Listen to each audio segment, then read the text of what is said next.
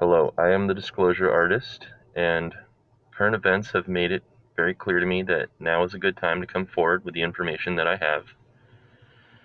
First, I'm going to start with a little bit about my background.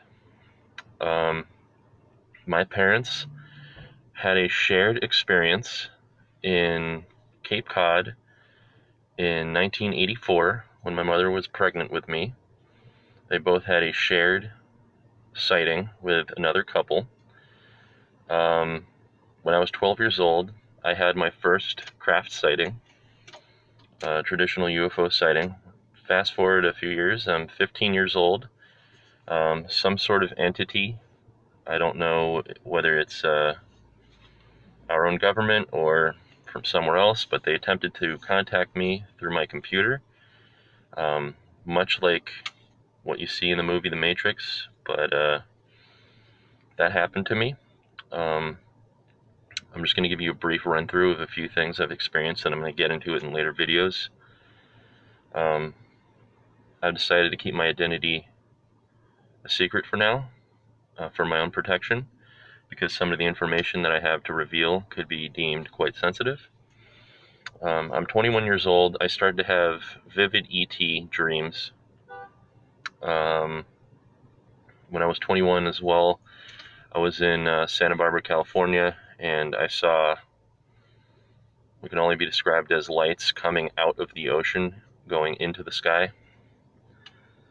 When I was 24 years old, I had my second sighting. This time it was a shared experience. It was a green vapor trail and a traditional flying saucer beam ship experience. Then there was about a 10-year period with my life and my own personal experiences that were put on hold for some time, and I'm going to get into that later on. But basically, fast forward, like I said, about a decade, and I'm about 32 years old now, and I see one of the most disturbing things I've ever seen. Saw a man, very grotesque looking figure, holding a very disturbing sign, and I'm going to get into what that has to do with everything later on. I'm about 34 years old now, and I see what can only be described as a miniature maintenance worker. I had an experience where I saw what can only be described as a person in a hazmat suit scaling a telephone pole and doing some sort of work on it with a blowtorch and getting into a civilian vehicle with a bunch of suspicious looking passengers.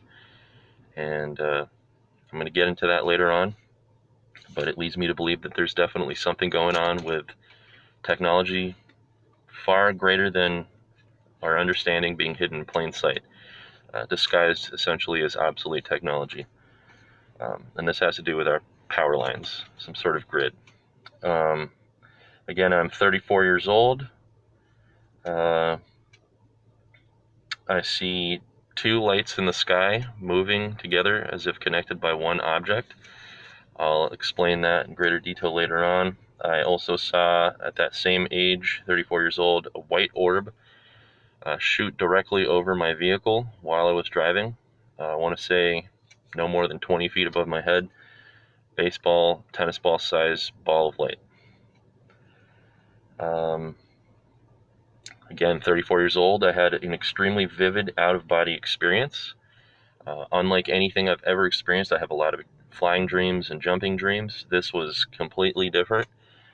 I need to stress that it was absolutely nothing like anything I've ever experienced before. Again, 34 years old, I saw what can only be described as a small Delta craft over a local restaurant that myself and my partner go to.